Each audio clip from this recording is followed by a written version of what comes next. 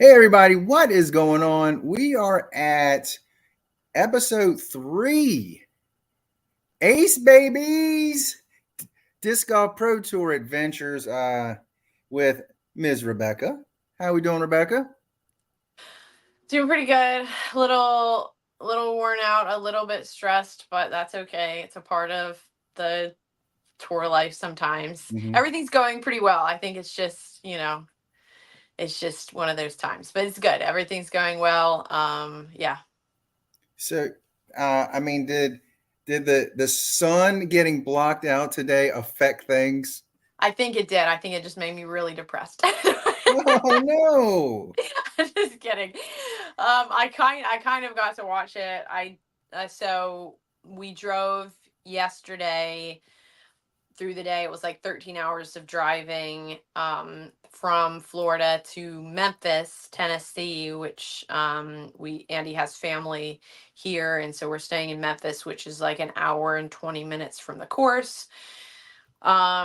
So I like really didn't even have the eclipse on my radar at all, and I wish I would have. So we didn't have like glasses, and so we kind of had to like do some like makeshift things in the end. So I kind of got to see it, but in terms of like trying to sleep, like get some sleep this morning, because we didn't get in until like between 3 and 4 a.m. this morning. But between all of that, I didn't get all the way to where there was the totality. So I was a little disappointed about that. There was still just a little sliver where we ended up being. We were like driving that direction, but it was still really cool, and yeah, pretty exciting day. Makes a lot of sense why they decided to do the qualifier tomorrow instead of Mhm. today. Yeah, because you don't want people looking up at the sun in the middle of the round. Yeah. Yeah, I Yeah, mean, because I here, mean, here. Jonesboro is like right in the line of totality. So that was pretty cool. Yeah, I saw a bunch of players posting pictures, and here I am. All we did, it basically looked like we got a little cloud go over. I was like, come on, man. I was cheated. Yeah, yeah. First off, we got the little things. Be sure to like, comment. Hey, drop a C2 putt on that subscribe button because it definitely helps us out. Thank you guys. It means a lot to us. More stuff. Do you have your discs with you?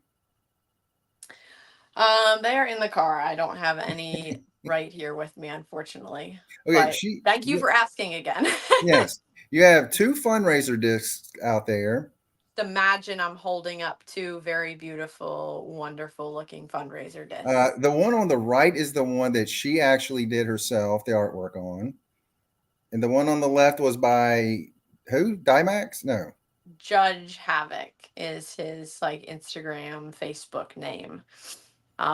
So he's from Canada. He reached out to me and wanted to create a design, and I think he did an amazing job of capturing me and putting a lot of that into the disc. It's really cool. Hey, Andy, can you run out to the car? He probably could. I'm sure he's watching. So, all right, now we're going to go back 2 weeks now. So we had a lot of stuff going on last week. We just couldn't work it out, but that's okay. Yes, Um, we ended up when we were going to have it. A flex start kind of opened up, which I ended up not playing very well in. mhm. That's okay. Like I didn't feel like my round was terrible. It was just like little things here and there, and like not maybe getting some easy birdies. But I played like fairly well, but my rating wasn't that great. But it's fine. It was fun. It's one of my favorite courses, Champions Point in Florida. I think it's like towards Orlando. So it was a really fun course to play, and I just enjoy it. So that was one of the main reasons why we joined the Flex Start. Okay, Andrew Garrett. He asks, I "What don't you know know what that good?" means, you old people.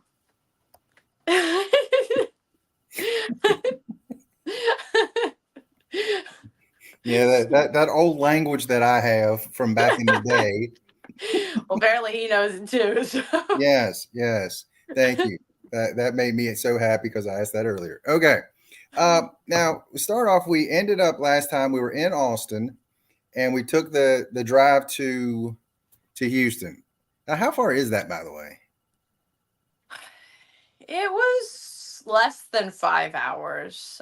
I think, yeah, I think even less. It was more like maybe 3.5 or four, maybe 4.5. I honestly can't remember. I feel like everything is kind of like running together, and then getting back to Florida it's been like a whirlwind. I thought I would have like more time to get some things done, but it ended up being like even crazier and more busy in my few days back in Florida than even traveling had been. So yeah, so went from Austin to Houston.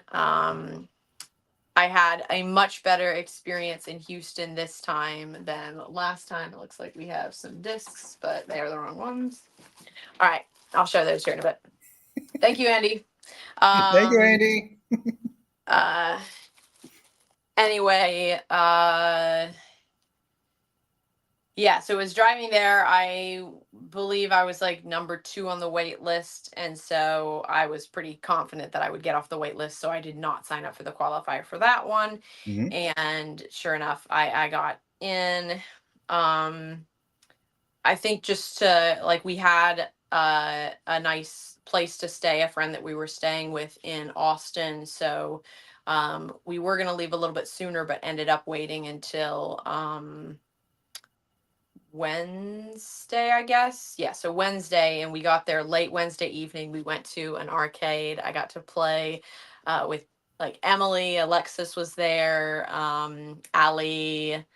Allie's fiance Mary. We all like, and there may have been some more. I just can't remember. But anyway, we had a super fun time at the arcade. I got to play some what is it, Guitar Hero, which I Oh, haven't played in a really long time. Um, and then like DDR a little bit and some other like fun arcade games. So we did some Emily Yale and I were doing some ping pong for a long time as well. So we had a good time there. So I didn't even arrive until like late Wednesday evening, so there wasn't any time to practice. So my first practice round was Thursday, and it was all by myself, which I absolutely loved. And I think I don't know what it was. It was like a magical day for me all around. I shot the best round that I've ever shot in my entire life. It was an 11 down. Um, just totally insane. Like the very first round of the tournament, I got my first ever Disc Golf Pro Tour turkey. But in this nice. practice round, I got a turkey, and then I don't know what 4 in a row would be called, but a turkey plus one. So I got a turkey and I got 4 birdies in a row in my practice round, and then 11 birdies total, which I was pretty sure. I was like, you know what? I bet an 11 down would be like first place That if I would be actually shot smoking. this during the tournament. And sure enough, Owen shot an 11 down the first round to be in first place. Mm-hmm. So that was just really cool for me. I mean, I still even struggle sometimes. I don't know if anyone keeps like I keep UDisc stats and scores and stuff like that. And I feel pretty good if I'm over like the 200 rating on UDisc. It goes up to 300, and this rating was 260, which was by Wow. far my highest Wow. rated round on UDisc. And then of course it would have been an 1,000 like 19 rated round, I think, based on what Ohm shot, something like that. Mm-hmm. So I effectively shot my first ever over 1,000 rated practice round. So that was extremely encouraging for me. It was just like everything was on, like all of the pieces. I mean, I only made like one circle 2 putt, but I think there were like 3 outs, like edge of circle 1 putts that I made. And then I had a throw in from 100 and like 20 something feet Nice. during my round. It was like everything was just perfect. It was on. My drives were going well. Um, to me, I feel like it was everything that had kind of culminated up to that point that I had been working on. And remember, we had talked about the last few weeks how amazing um, some of my game has been getting, where I've had these moments where things have like clicked, or I was able to throw my backhand in ways that I hadn't been able to throw in like a year and a half at least. And so things were coming together. My confidence was coming together. My throws were coming together. And then to have like these breakthroughs, first starting at the Open at Austin and then having that final day on Sunday where I was like on top of the world with my confidence and like nothing could take that away. And even though I didn't have a very good round, my confidence was like through the roof. And then the next weekend at US Women's to be able to shoot the like the 940 rated round, Mhm. and then coming from that going into Texas States and pulling all of it together and having, even though it wasn't an official rated round, it was a practice round, it was still such a big deal to me and such an important step, just for that day, but also for me in my disc golf career. I love Mhm. celebrating these little moments of things that happen along the way. And that Thursday before Texas States will live in my mind, in my memory, as my first ever practice 1,000 rated round. That's awesome. Let And me then ask you this also about just practice runs, by the way. Do say that you again. do you take notes or anything, like just mental notes, or do you actually take like physical notes? Do you throw multiple discs to kind of see what you're going to play with? I mean, kind of how do you like go through a practice round? Yes. So practice round, at least the ones that I rate, I only take my first throw. Right. So that's what I do. But I did also throw some extra shots on some holes, but I feel like I was throwing so well on most of them that I didn't even take extra shots on that many. But in a practice round, definitely if I have a throw that I don't feel like it went very well, then I at least want to throw another one. Or maybe I'll throw it and I'm like, no, that's still the right disc. I just didn't throw it the way I was supposed to throw it. Mm-hmm. Then sometimes I'll still have enough data from that. It's all about getting the data I need. Right. So the data needs to be okay. Am I confident in this hole and in the throw that I can do on it? Do I have enough data from this practice round in order to feel prepared for a tournament round? So say it's my first practice round, then that's going to be a little bit different. Maybe I'll throw more on the first practice round. Maybe I'll throw 2 or 3 drives, and then I'll determine which one I think is best. And usually I know, even after just the first throw, I know whether it's that disc or I know what other disc I think it's going to Right. be. And that's just a part of getting confident and familiar with your own game, Mm-hmm. and feeling like, okay, I know this is how far I can throw right now. And that has been difficult at times recently just because my game has been changing a lot, but I'm finally getting to a point to where I can feel like it's valuable.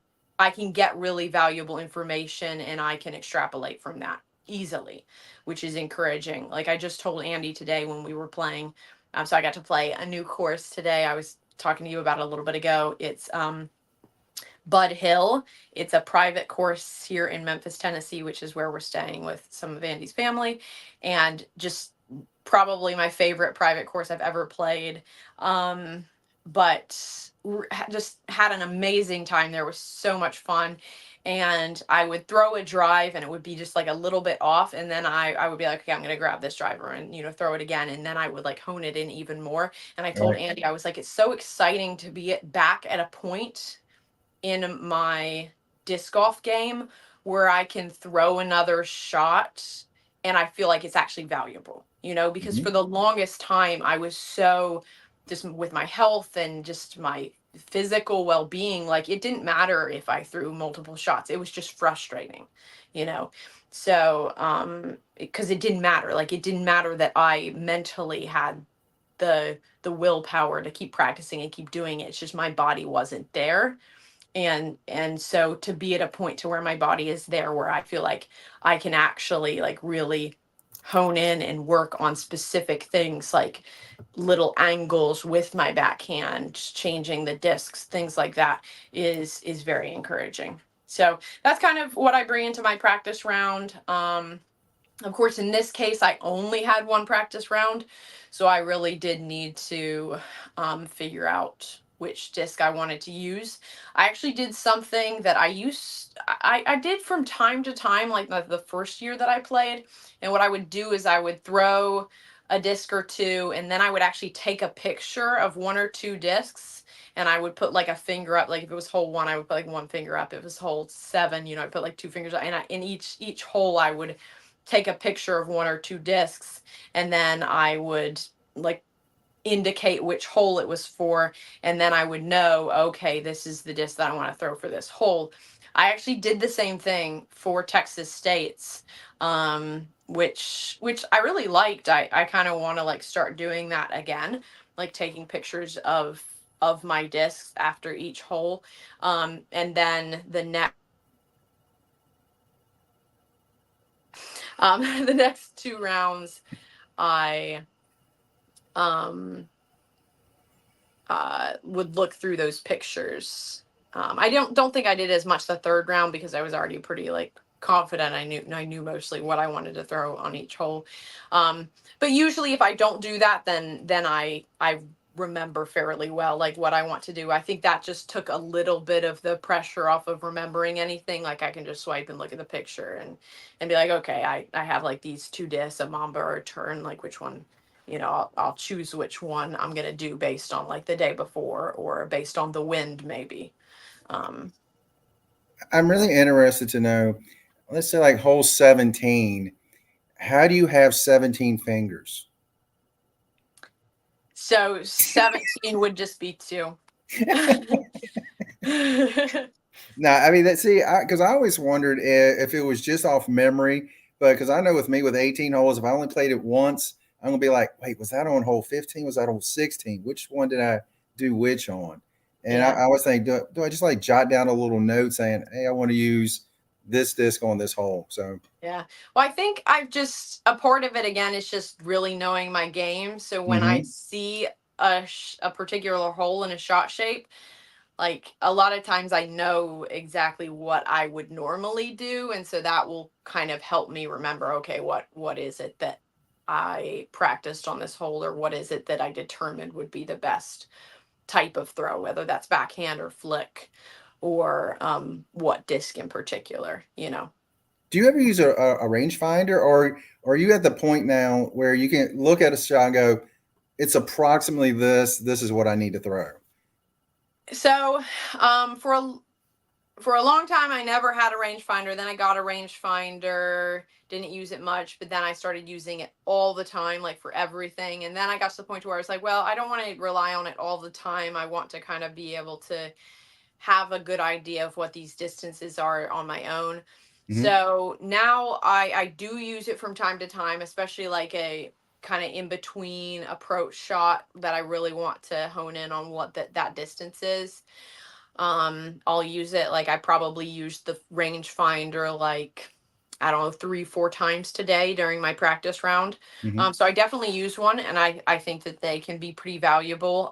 But also one thing that I personally try to do when I'm playing my practice rounds or my actual rounds is I try to guess what I believe the distance is Yeah. first, so I'm not solely relying on the rangefinder Right. to give me that distance. So then in my mind, I'm already thinking like, okay, this is like a hex, or okay, this is a putter.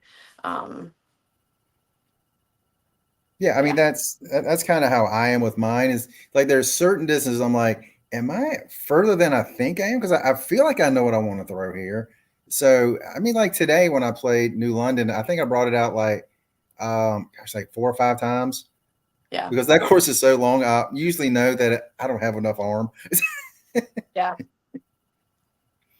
Yeah. All That right, is let's. a beast of a course. It is. It is. I just played shorts today, and I actually would have played pretty well. I think you said this earlier. You sometimes you play well, but the score doesn't always show it. And sometimes Yeah. I go on hole 6. That's that behemoth of a hole, and I threw out of bounds 4 times. Yep. And That'll do it. and oddly enough, your score goes up a lot because of that. Yep. Let's see. Okay, now Oh, I did want to say this. I've said this to you. Watching U.S. women's from this year, and I went back and watched last year. I didn't realize they had the whole tournaments on. I didn't realize how good your forehand is. I mean, how much work did you put into getting the forehand really good? Almost none. I put in a ton of work with my backhand. Like all of my work has been into my backhand. My forehand came very naturally. Now, I'm not saying that there hasn't been a lot of work done in it, but it Hmm. hasn't been. I've I don't think I've ever had a point where I've gone to the field to work on my forehand specifically. Like I Hmm. have thrown forehands in the field during field work from time to time, but not very frequently. Um yeah, so I was a handler in ultimate frisbee. So I didn't flick for a long time, but then finally I was like, you know what? I really want to be able to be a handler, and that's the person who usually is throwing the disc to players that are cutting and catching the disc. And so Hmm. you handle the disc and you throw it to them and you try to get it from one end zone to the next. For those of you that aren't familiar with ultimate frisbee, it's teams of 7-on-7. You're trying to get the frisbee from one end zone to the other end zone. And so I learned the flick, and I was a pretty good handler, and I really enjoyed it. I loved it. And so when I first started disc golf, I had a pretty decent flick. Now, it wasn't nearly as good as what it is now, because obviously playing over the last few years and even over the last year, I think my forehand, I've definitely gotten some more power to that. But I would say I started out with a forehand probably a couple 100 feet, which is really not bad for like starting out. Hmm. Um, Now the backhand, on the other hand, not so much. It did. Some people say from Ultimate that the backhand translates well, but for me, it really did not translate well at all. Everything I did with a backhand felt so weird and so off, and I just had to, keep working at it and practicing it until I got to the point. Where is it? Rebecca's forehand is the chef's kiss. Thank you, Luke. uh, Yeah. Todd, like me, he's like he has good days and the score may not show it. I have vice versa too. Sometimes I have a bad day and the score somehow I end up having a good round. It's baffling sometimes. yeah. Yeah, no, I feel that, but I've gotten really good at focusing on whether I knew that I had a good round or not. Yeah. Like I Mhm. don't like it. I can't say like the score doesn't impact me at all. Like I do get a little bit frustrated with it sometimes when I'm like, man, like I feel like I played really well, and this just wasn't rated well. But I think I'm all about trying to focus in on what is it that I can take out of this that's good, and what is it that I can take out of this that I can improve upon, you know, without allowing it to just make me really down and discouraged. More of like, hey, what do I need to work on right now? Like, do I need to work on my approach game? Like, my approach game has not been very great. But I have some more different exciting news. I know we're kind of going all over the place, but I have a very, very exciting news. This is big, really, really, really big. So we left on Sunday, but before we left on Sunday, we played a new course. It was Medard Park in Florida. It's like 35 minutes away from where we live.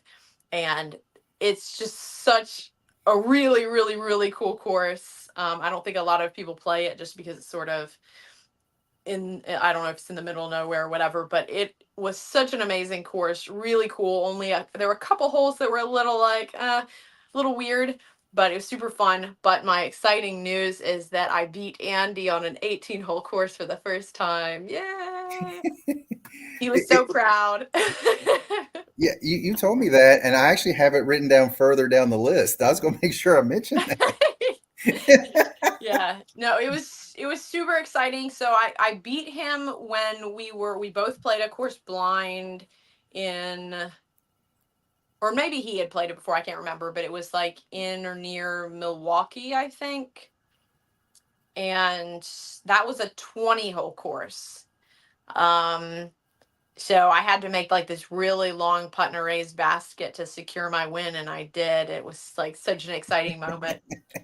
And I beat him on a 20-hole course. And I think I've beat him like a few times on a 9-hole course, but it's really hard to beat a 6'4" guy who can like throw the disc, like throw a putter 300 and something feet. Oh, good gracious. So I have to be on my, like, really on my game. And also his putting is amazing when it's on. Like, he's one of the best putters I know when his putting is on. So between the combination of those two things, beating him is very challenging. That's And so the awesome. fact that I did it on Sunday was really really exciting, very cool for me. It was like one of those cool moments where I was like, yes. But another aspect of that was that my approach game was probably better than, oh, thank you, Andy. My approach game was better than, it was probably one of my best approach games. I mean, all parts of my game were pretty decent that day, but my approach game was like on point. He tried to make a comeback in the last few holes. He birdied, I think, like the last 3 holes going into 18, and got it within 1 stroke. And his drive was off to the left and like a circle 2 putt. It was a pretty long putt, but he definitely can make those, and semi consistently makes them, actually. So it wasn't like, oh, this is over. And I had thrown my disc to the left. It kind of hit a tree and kicked. It wasn't like a terrible drive, but it was like a little high, and so it kicked down. So I had this tough like anti approach shot, and I like, the pressure was on because he had the putt up ahead and only 1 stroke away. I was like, well, if he makes this putt. So I was very focused, and I was super excited to be able to get the approach. It was like a tough approach shot and one that I frequently mess up. And so I was very excited to kind of hone in on that. And I put it like 15 feet from the basket, 20 feet, not too far from the basket. So I was super excited about that. And then he missed his putt, and then I think he missed his next putt. So I ended up beating him by 2, but he really tried to make that comeback in the end and stuck it out. But it was exciting for me in multiple ways, because obviously the first time being able to beat my husband on an 18-hole course of disc golf, but then also my approach game was really on point, and it was where I've been wanting it to be, and I've needed a lot of work on that. So it was encouraging for me to be able to have a round where I could look at it and be like, see, you can do this. You can have a good approach game, instead of the thoughts that can get into your mind, like creep into your mind, Mm-hmm. um when a part of your game is lacking, and you think, oh, well, you're just not good at that. Like, you're just not good at your approach game, which I think it definitely will impact me in tournament rounds at times, because you allow those negative thoughts or that negative energy surrounding that part of your game to get in there. But instead, trying to kind of backtrack and be like, no, I can have an amazing approach game. I can do a really good job, and then being able to actually do that, and then now hopefully very soon starting to translate that more and more into my actual tournament rounds, and put everything together. And then at some point, hopefully soon, who knows when, I'll shoot an actual 1,000 rated round during a tournament. It's coming. It's coming. Can I make a small announcement myself? Go ahead. All right. It's not my show, but doggone, I'm making one anyway. Um, I found this little shirt, Oh, very cool. but on the front, Ooh, this is Acebabieee. my newest team member, Rebecca. Welcome to Simply Incredible. Team Simply Incredible. Simply incredible. Yay. Yes. Again, we're very modest. We But are again, simply I was going to wait till incredible. the end, but since we're making special announcements, I had to throw it Well, since we're making special announcements, I should go ahead and show my discs. So he got one that's like a driver, so part of the design fades a little bit in the side, but it's still like really cool. So in. There we go. that's Hey, you got it right this time. it's difficult because it's like mirrored. So Hmm. when I move it one way, it's like, no, that's not the right way. Yes, move the opposite way. Yeah. So this is the Judge Havoc designs. You can see we have the beautiful hummingbirds. There's the lotus flower there.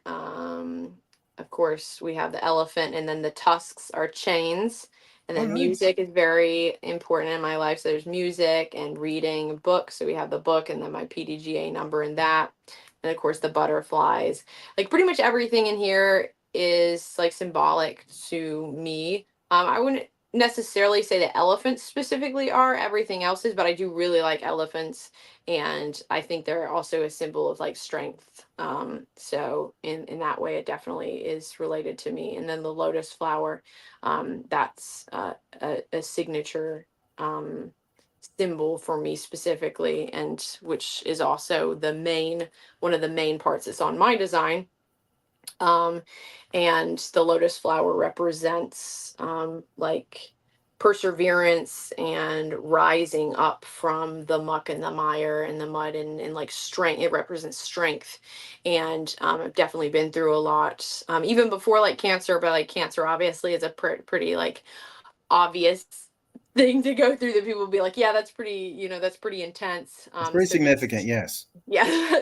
So just having that perseverance and sticking through it, and then once the lotus flower, so the lotus flower comes, generally from like the muck and the mire, and then it comes out and you have this really really beautiful flower, that represents so much and what it's been through. And so then that's what you have, the lotus flower, and then that also represents me. You have this beautiful flower that has come up from, all of the trials and other things of life. And everyone has a lot of different things they've gone through, so I'm sure many people listening can relate. And um, I definitely want to encourage other people as they're going through their struggles and their trials of life, and then also just growth in general is kind of a trial and a struggle, because it's not an easy process. So this is my design, and obviously I have the basket, so I designed every aspect of this one, and I'm super excited about both of them.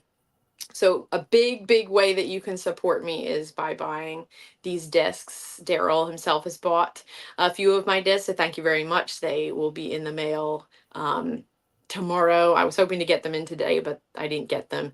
And everywhere was like closed yesterday, so I Yeah. wasn't able to get them in. But they're all packaged up, all ready to go, and so they will be on to you soon. I can't wait for everyone to get these in their hands. So, and So thank you so much, everyone who has already purchased them. Seriously, that's a huge help. Todd, I know he's purchased one. Luke bought 8 of my discs. So thank you so much, Luke. it's awesome, Um, Luke. and really appreciate all of the support. I can't thank you enough. This is literally helping me to be able to tour this season. And yeah, thank you guys. Yeah.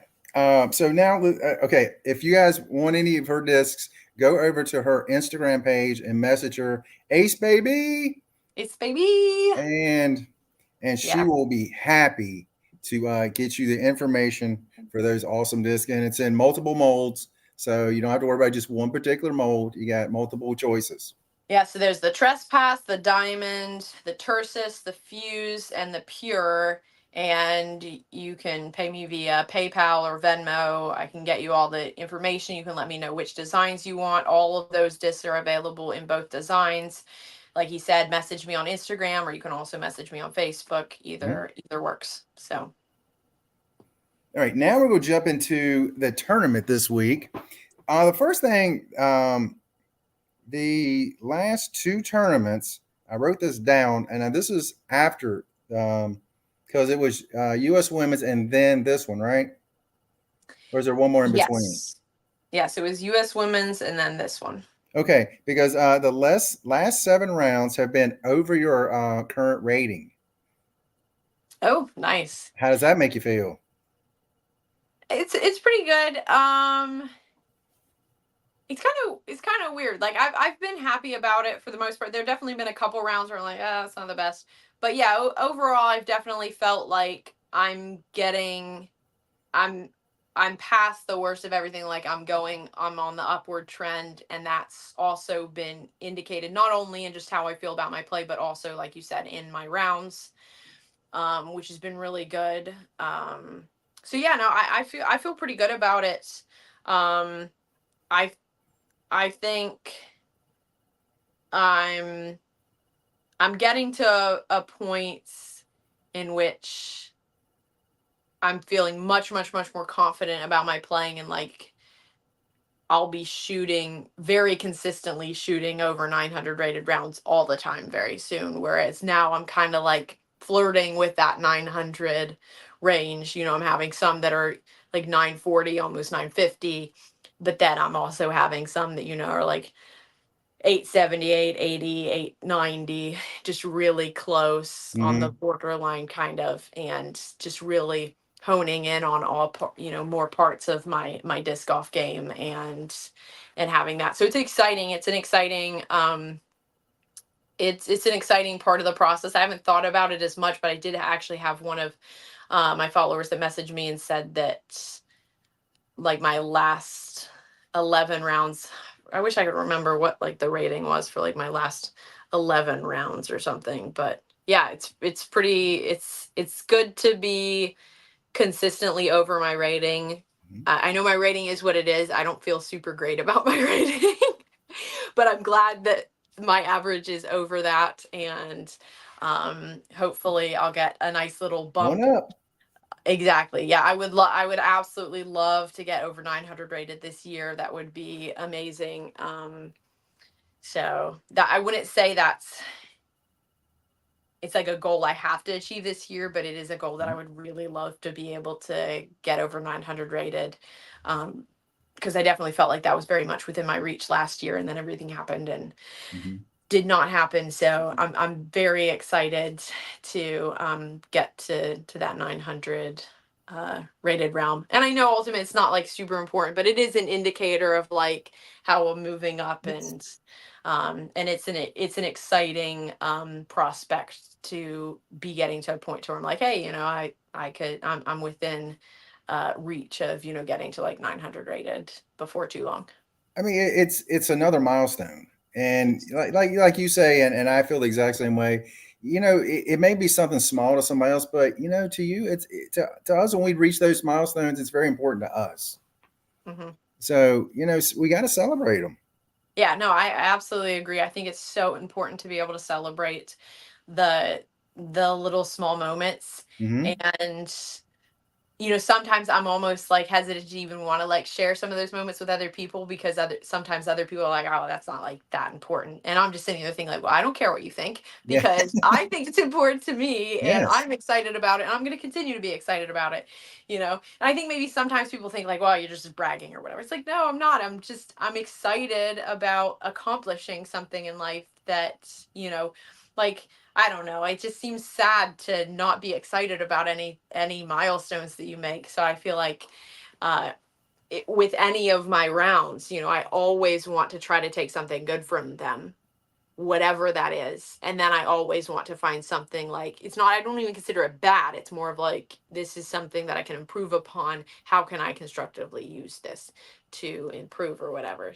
Mm-hmm. So I think it makes the game so much more fun, even in like practice rounds, even in a practice round, to be able to have something that you look at over the course of the practice round and be like, you know what, my putting was better this time. Or you know what, normally I'm hesitant and nervous when I have this like 10-15 foot putt, because I'm like, oh no, like I can't miss this. If I miss this, I'm what a loser, you know. Yeah. And instead, getting up in the practice round and just feeling extremely confident putting it. Like that literally happened to me today, and it's happened to me more recently, because I was just getting in my head about these little short putts, and then more lately I'm just thinking like, no, you've got this. You've got this putt, you know. And so just gaining a little bit of confidence in one area, helping my game as a whole, and also just making the holes more enjoyable for me, because like, why am I worrying about this little putt so much? Even if I do miss it, you know, it's not that big of a it's not that big Yeah, of a that's deal. right. Okay, we start out with round one. Let's see. Raven Klein, Jennifer Smiley, and Ali Smith was on the card. Yes. So I And played with Raven, and I played with Jennifer a good number of times. I played with Raven once at the Open at Austin. I had never played with Allie. Allie and her fiance are really, really cool, really sweet. I loved being around them. And of course, Raven's super cool. We had a good time. Yeah, I liked it. It was a really good first round. I played with a lot of new people this week. This past, I guess, 2 weekends ago now, at Texas State's, and that was a lot of fun. So I ended up with a 2 over, mhm, and obviously this was going. I mean, I shot the 11 down the day before, and I was pretty sure I was like, not that I couldn't shoot an 11 under in the tournament, but I'm not going to expect that. right. But I was definitely thinking, okay, shooting under par is very much within reach. So it was a little disappointing that I didn't end up doing that any round, although I feel like there's a good chance I would have the third round if they hadn't penalized me for being late when I wasn't actually late. Yeah, So that was I was very saving that one frustrating. because that's a whole story. Yeah, we'll wait till the Mhm. end. I'm gonna go over that story. I'm still a little. Yeah, I tried to even talk to the TD about it because I don't think I should have gotten it. I think I should be at least given those 2 strokes back, but it wasn't just those 2 strokes. Like that impacted my round very significantly and very negatively. Anyway, Mhm. I'm gonna get off that for now. I'm definitely like a little heated about that whole I can't situation even tell. because it was not cool at all. Not cool at all. Um anyway, so round one I shot a 2 over and I got 4 birdies, and that was my first turkey ever in a disc golf pro tour event, which was super excited. I was Mhm. so happy. I actually like made a reel on Instagram, and it's also on Facebook, of those 3 holes. It was hole 14, 15, and 16. um yeah, it was really, really cool. I felt so confident about like my throws, and then I pretty much I parked 14 and 15, and then 16 I had a little bit of a putt, and it was pretty windy, and it was a raised basket, so that one was a little bit more of a tester for sure on 16. But was super, super excited about that, and then of course I ended with 2 bogeys, unfortunately, which was kind of dumb because like 17, I didn't even go OB. I just missed like a very short. It started to get really windy, and so I kind of got in my head, and then I stopped, and I should have just gone and made the putt because it wasn't that hard of a putt. And then I missed the putt for then I ended up getting a bogey on 17 for that. And then 18, unfortunately, like I had watched everyone else do their drives and their discs weren't really turning over. And then I threw my shot, and my shot just turned over like crazy. So it actually started out, I think, inbounds and then rolled down just barely into the water. So Oh, that kind of sunk a little bit. And then after that point, you're making a circle 2 putt to save bar. So I didn't do that, unfortunately. But yeah, so ended up at 2 over there. Felt pretty good about that round. That was an 899 rated round, so almost yep. 900. Would have loved to have like done even and finished without those 2 bogeys, but it is what it is. Like I felt pretty good. I was like, hey, I can definitely do like under par here, but I didn't do it the first day, and I was like, well, there's tomorrow. I was really ready to attack it. I had a wonderful round. I had a great time. I just enjoyed playing that course. I had so much fun. It was a lot different than I felt last year, and I think part of last year was just I was in so much pain during the tournament last year. That was my next to last disc golf pro tour event last year. I played 4 total, and it it was like my first practice round with Own, and Leah was there too. Both of them were so much fun. But I remember being in like excruciating pain, and it it was just a combination of that, and then I Mhm. did not like Houston at all. I was like, Houston's the pits. Um, so, but my whole experience was just so much better this time around. I think a part of it, I was in an Airbnb that was in like a new development, so it was like a nicer area. It was newer. It like wasn't as bad. I was only like 15 minutes from the course. There were some rough road. Like you got to watch out for those potholes in Houston. They are rough. So anyway, only 15 minutes away from the course, super close. Just really enjoyed myself. It was awesome. Like felt great after the first round. And then yeah, then going into the second round, unless you have anything else about like the first round. No. I was trying to think of anything else, but no, I think yeah, because we got the turkey. I'm Yeah, ignoring the last two holes, but yeah. yeah, we'll pretend that's tonight. Round two. Then round two, that was a 3 over, so it ended up being one stroke more than the day before, which I was kind of surprised about. I was like, man, I feel, I feel really good. I was just this close, and I think a part of it was like my putting wasn't that great. I wasn't feeling very confident in my putting. I played very clean. So I had all par, like my whole front nine. In fact, I had pars every single hole up until hole 12. So it was just par, par, par, par, par, par, par, par, par. I just loved that par game, which normally I'm like fine with. And then I got a bogey on 12, and that bogey is extremely funny because I had the best drive of the entire group. Okay, so round two, I'm with Hannah Wynn. So much fun. Absolutely loved playing with her. She's super, super cool. Hannah, and who else was Chantel, Chantel? Oh yeah, Chantel. aka Miss Frisbees. Yeah, she's awesome.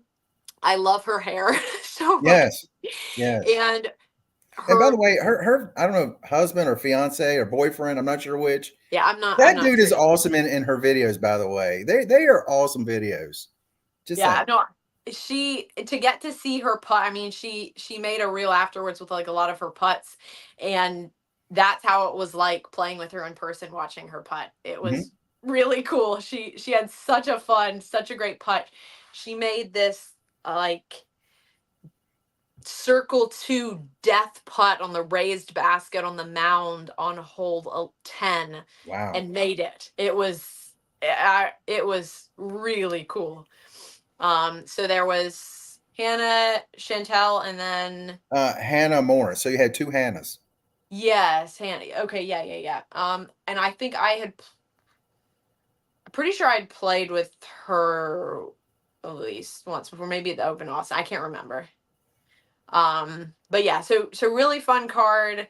Um, anyway, so my first bogey, I threw as far as the pros on lead card did Wow. on the final day. Like I watched the lead card, and that's where my drive ended up. So essentially I had like an easy approach shot to the basket, and I should have been able to get the 3, which would have been the birdie. But instead I ended up with a 5. So it was a birdogey. So even that one, like it was, not bad. Like it was unfortunate, you're kind of like, oh man, like you're kind of kicking yourself because you're like, why did I do this? I had such like the most perfect drive ever. It was such a beautiful backhand turnover, flight flexing, just went all the way down and settled. You know, the drive was probably 360 feet Ooh, backhand. It was nice. fantastic. So I was like, yes. Anyway, so it's that, and I can't remember exactly what happened. Oh yeah, 15 I hit first available, and then did pretty well after that, decently well after that. But it's hard to recover from way back there, like at the tee pad when you hit like the first tree. So, but yeah, pretty clean round. So again, I was like, okay, I played a really clean round, but I had no birdies at all. But I know I can get at least 11 birdies on this course on different holes. And I think maybe even I got birdies on round 1 that I hadn't in my practice round. Um, so, very, very doable. So the end of round 2, I'm like so excited for round 3. I'm like, I've got this. I can shoot under par. I know I'm so excited about this course. And then we'll get into everything that happened going into round 1 that was Um, super not cool. But first, who was it that you can say like who I played with? I remember who I played with. It was um Emily and Come on, you got it. other. Was it also Hannah? Yeah, nope. No. Madison. Yeah, There Madison. you go. There's a She's three-person awesome. card. Madison's awesome. Emily's awesome. Yeah, both of them are great. A 3-person card. So I think we were the second card out.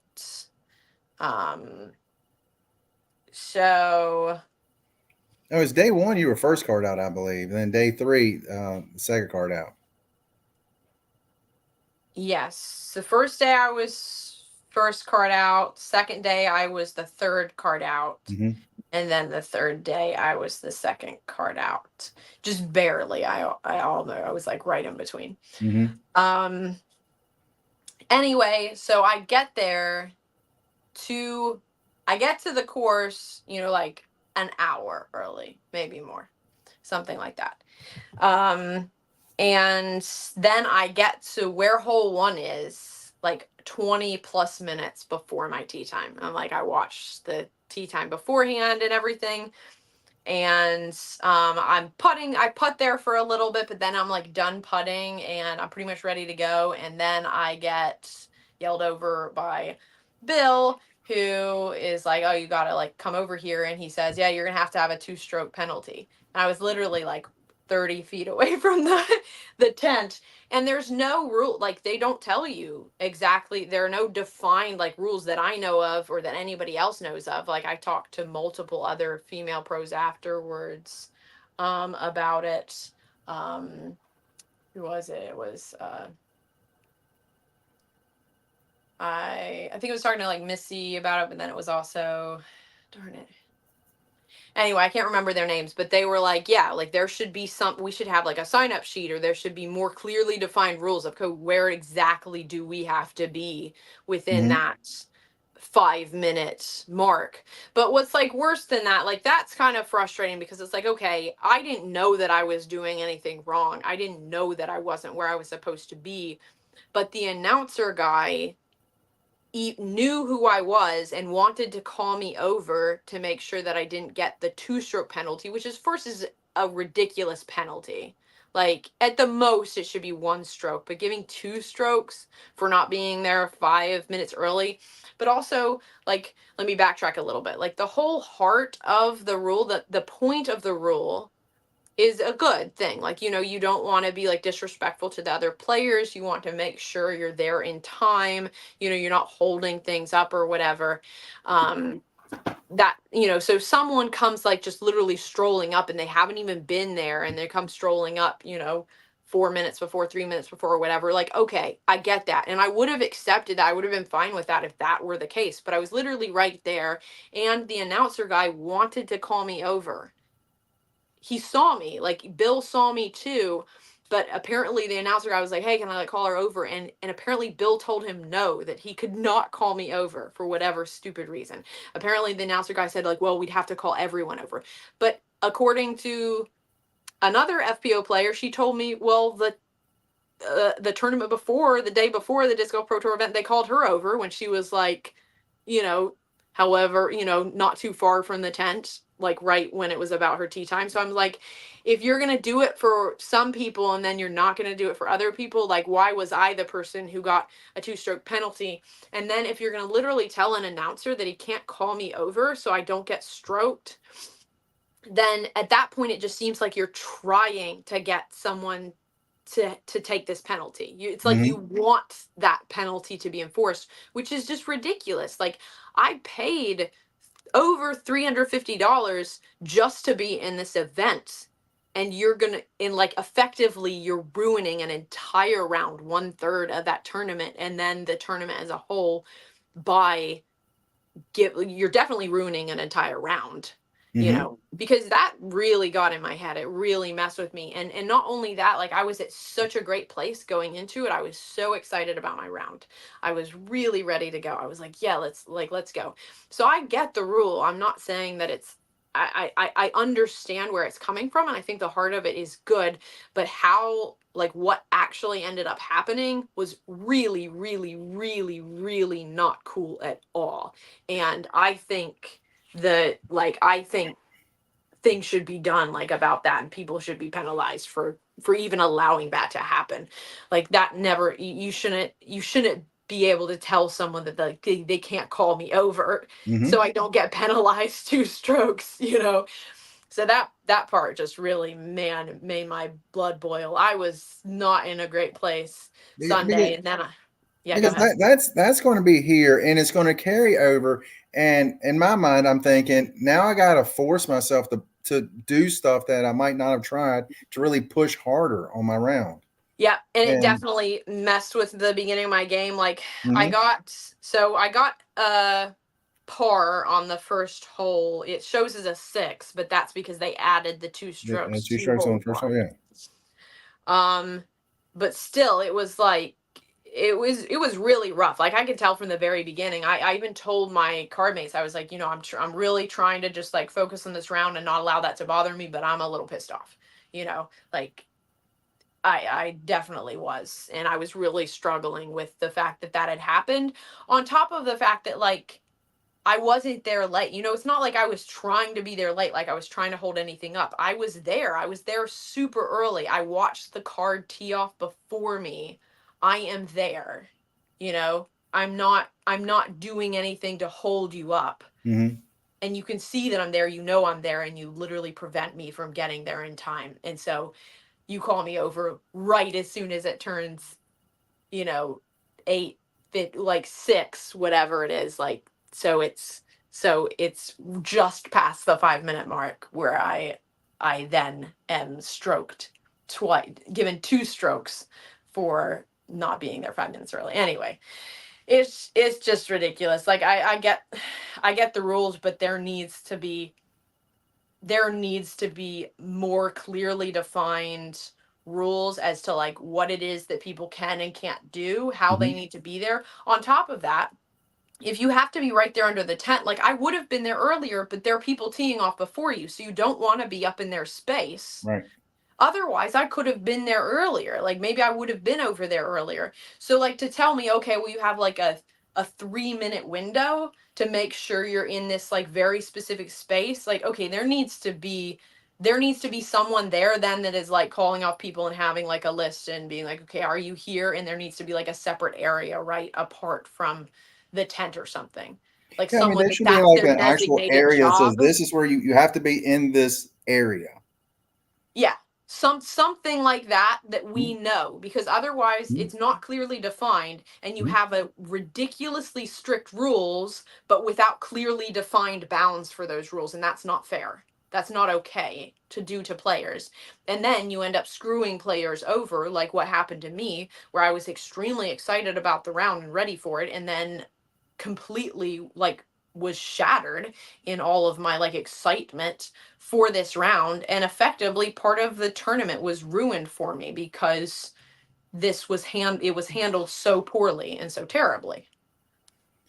Last year at U.S. Women's, it was either Jessica Weiss or Madison Walker.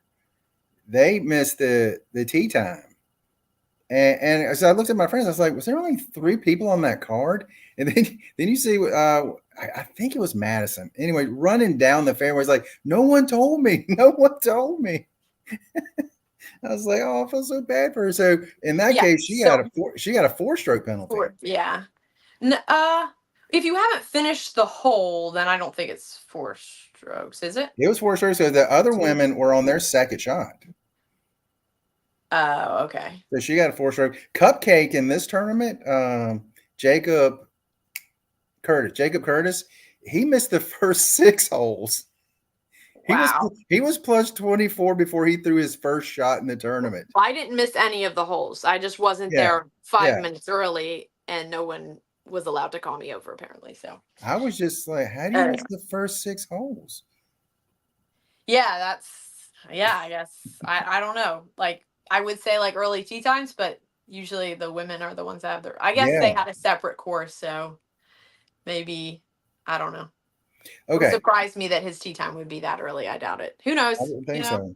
But he was on Things the bag for happen. Anthony Barella the whole tournament too. So Yeah, yeah. So maybe he did have like a much earlier tea time. So so how was the round outside of that? Honestly, it's really hard for me to separate the round from that because I would say that there was no way to separate that from the round for the entire round. I did a better job of it, I would say, after around the midpoint of the round where I was just like, hey, this is okay. But I could already tell, like, I could just tell that I wasn't doing very well. And it was like I was just trying to play catch up the whole time. And I really wanted an under par round. And then it was getting to the point to where, I never gave up on it, on like wanting, because that was kind of my goal for the final day. My goal for the final day was shoot under par. And then it was like I was given 2 strokes before I even started. Yeah. For no good reason. And yeah, and that was just like super discouraging. So really, I would say the round for me was just trying to, so I was like, okay, this happened, there's nothing I can do about it. It happened, it is impacting me, I can't change that. So my goal throughout all of it was like, okay, how can I make the most of this?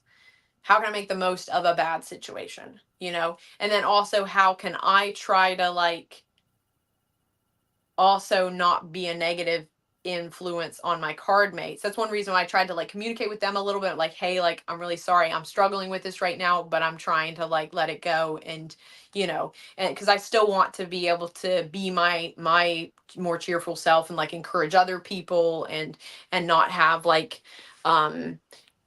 super bad energy. But I knew that I was like really struggling with that, so my goal was to kind of like do the best I could with that, try to cheer myself up and encourage myself as best as possible, and to have yeah, like I knew the round wasn't going to be what I had wanted it to be or what I had gone in expecting it to be. So part of it was about reevaluating my goals, reevaluating my objectives, and reevaluating kind of like what is it that I can reasonably accomplish in this round, without getting like extremely disappointed, And I think I did a decent job. I sort of like held it all in, but it also wasn't good for me internally or emotionally, because when you do that, you're literally just like, nope, nope, I'm not going to try to feel any of this stuff. But I was heartbroken. I mean, later on that evening, I was like, it took everything out of me. I can't explain just how draining it was. Like I watched the entire lead card round starting at hole 3, with Owen, Kristen, Anakin, and uh, Sarah. And it I was like sent you really a picture awesome. of it. But I was like exhausted the whole time. But I mean, I was exhausted before that. Like that, I mean, I was dead. But like after that, we drove from Houston to where we were staying in Louisiana. And we also got to play an awesome new course in Louisiana, which I'll have to tell you after this. That was super cool. But I had like not felt that completely exhausted and just like done with people in a long time. Like I showered that evening, and I just like started bawling in the shower because I was so like felt like I had held so much emotional tension, so much turmoil in me, to just be like, okay, you're okay, this is okay. And then I got to a point to where I was like, I just have to let all of this out, because it was like not an okay day, it was not a cool day, I was super like really struggling. And then also at the same time, you're trying to be excited and happy for other people. So yeah, that was quite the tester of a day, I will say. It was a struggle. It was, I did my best to make the most of it, but it was not a good day for me. So I said I saw you on coverage, and I sent and I took a picture and sent it to you. I said, hey, there you are. Yeah. Yeah. Yeah, I Now, how definitely much of that wanted did you actually follow? from hole 3 until the end. Did you? Yep. Yeah, I really wanted to go and watch Own, because I mean, a lot of times when you're going from tournament to tournament, trying to go play your own round and then go and follow another round, like my body is just, I mean, my body was done. I was Mhm. like, it was just how much was taken out of me from the round, but then the previous days, but then also something like what had happened in the morning, that physically drains me. Like Mhm. it just, it's so much for me to be okay emotionally that I'm just like done. So, but I really wanted to watch Own, and obviously it's always extremely fun watching Kristen and Sarah, and then being able to actually see Anakin like win her first disc golf pro tour event was super exciting. I was just like, come on, you can do it. Not that I don't love Kristen and enjoy seeing her win, Mhm. because I do, and I'm definitely a supporter of Kristen. Um, but it was very exciting to be able to see her win, and to yeah, just see her game was really really cool and exciting, and love following along.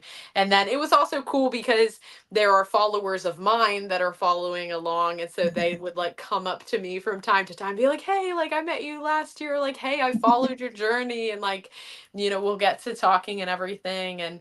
Um and that almost always happens if I end up going watching lead card. I find people that are like my followers. They're like, hey, like I know you, or like I've been following your journey, and they'll just be like supportive and come up to me. And if you're watching this and you're one of those people and you're like nervous to come up to me and say something, like I love it when people come up and talk to me. Like I don't mind it at all. I think it's cool and encouraging, Mhm. that people are following my journey, and supporting me and encouraging me. So that was like a cool aspect of it. So I got to talk to some people, and got to follow some really really amazing FPO players. Now, okay, let's go into talking about the end of that tournament. Anakin, wow. I mean, she faced off against the two best players in the world that are really on top of their game, and Yeah. she looked them dead in the eye and took it. I was huge congrats to her on that. That Yes. was incredible to watch. Yes. It was very incredible to watch in person too. It was awesome. Unfortunately, she cheats because she's left-handed. That's true. Uh, Left-handers are cheaters. It's you know, true. to be honest, I was thinking, I was like, that might be the first lefty I've seen win. I mean, Yeah. Chris Clemens is left-handed. I don't know anybody else on the FBO tour that's left-handed. I was like, There wow, that's definitely are other left hand. Like I'm pretty sure I've played with them so far this year, but I can't remember who was left handed. I almost want to say that like one of the Hannahs were maybe left handed, but I can't remember. But mm-hmm. yeah, there are definitely a few left handed players. That's escaping me who they are. So my bad. Okay. Now, something I thought was extremely cool, and I can't remember if it was on round two or round three, but there were four women from four different countries on the same card. I Yeah. was like, how cool is this? It was Kristen from Estonia, Lucky Lawrenson from Norway, Evelina Salonen from Finland, and Lisa Fakis from USA. I was like, that is awesome. Yeah, it's really cool to see so many different countries represented.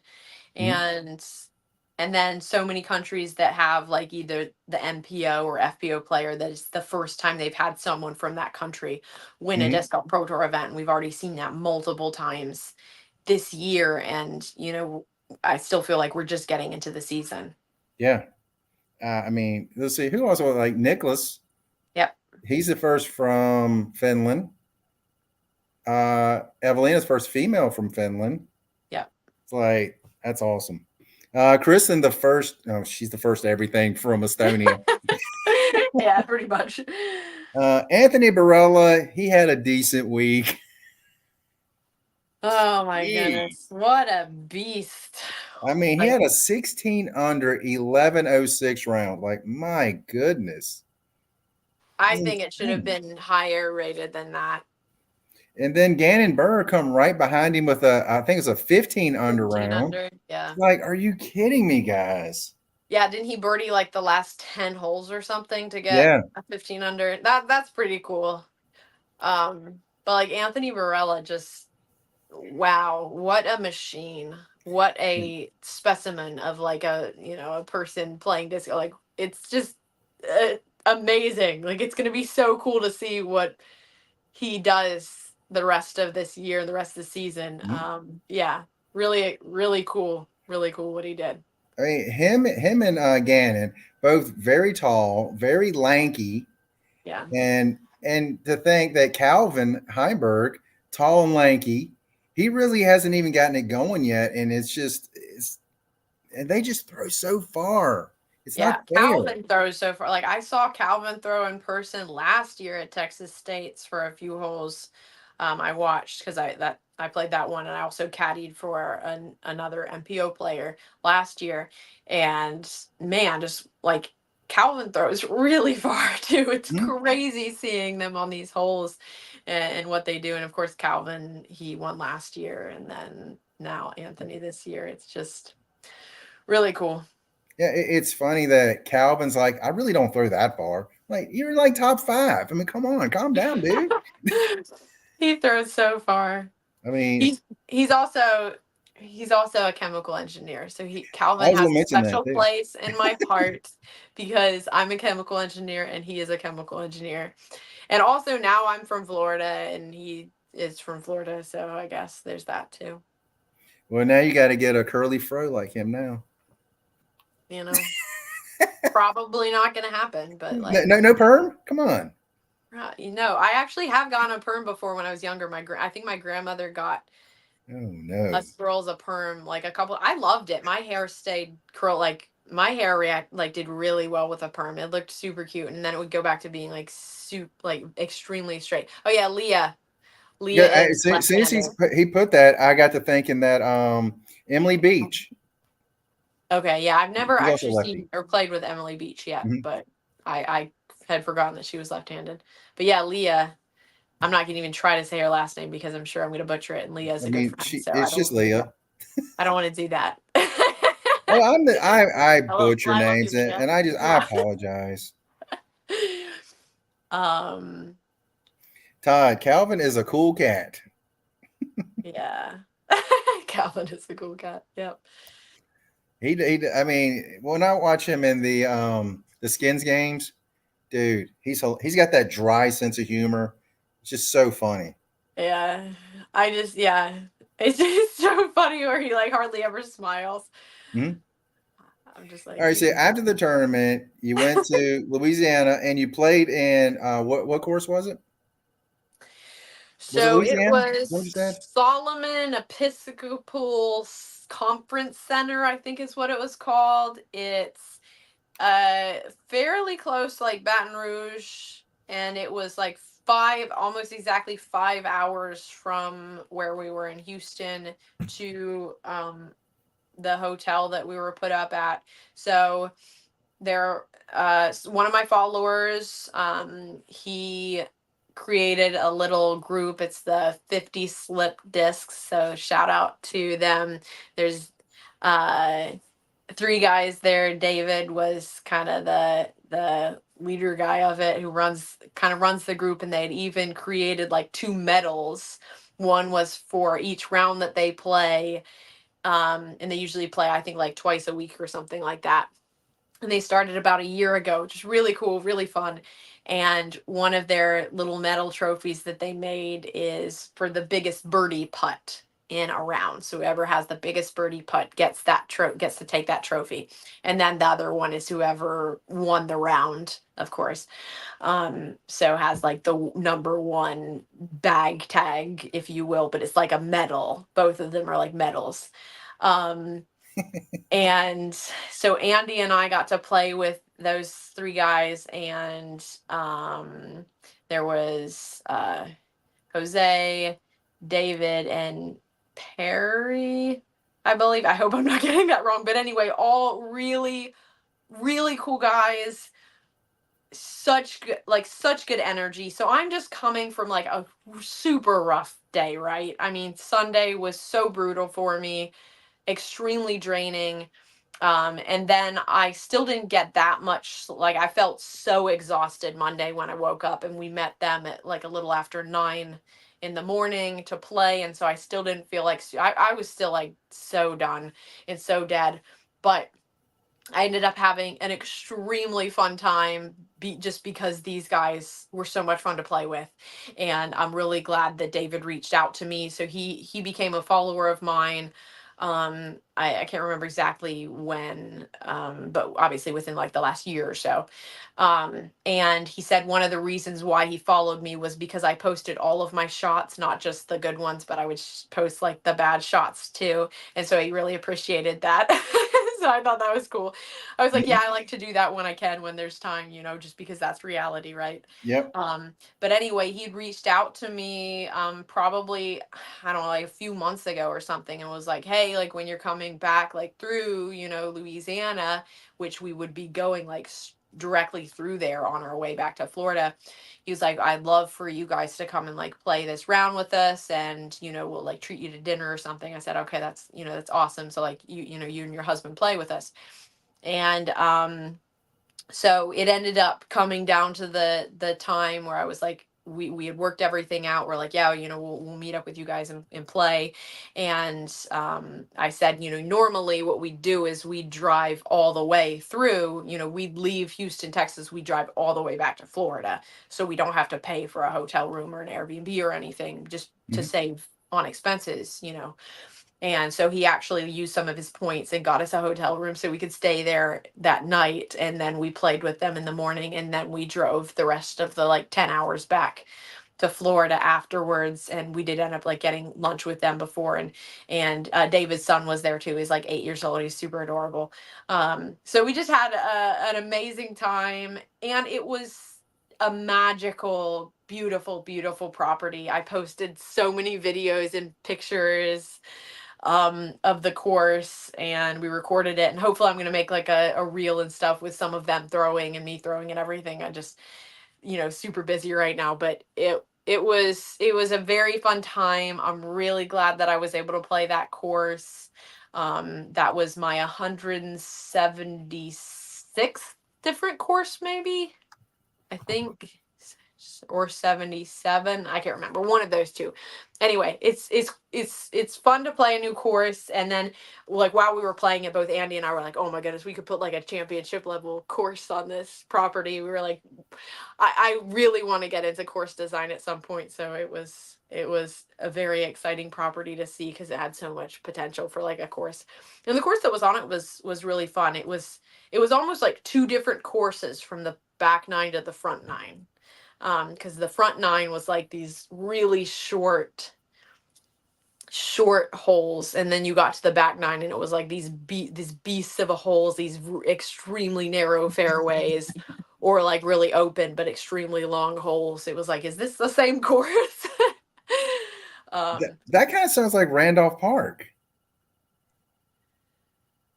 No, it was definitely different than Randolph. Randolph Park is actually has a very special place in my heart. I love Randolph Yeah, Park. because when I was there, it's like one half is just completely wooded, and the other half Yeah. is kind of out there. Yeah, but even the wooded holes are still longer. These holes were like Okay. 150 feet or something, or 100. Like it was really short. It was like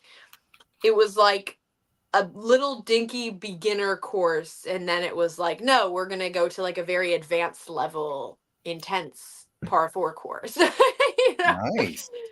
Um, so Hey, it's it the best of was, both worlds. yeah, it was interesting, but it was so much fun, and just a beautiful property. And I feel like, especially lately and even just today, I've had a lot of moments where I'm just really enjoying playing disc golf.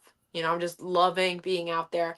I want to play by myself more because on it, not that I don't enjoy playing with other people. I love playing with other people, but I Yeah. also, there's just something about being out there just by yourself, no pressure. You're not waiting on anyone. No one's waiting on you. There's no pressure to go fast. I can just take as much time as I want. I can sit there and like smell the roses, smell the flowers, take pictures, take videos.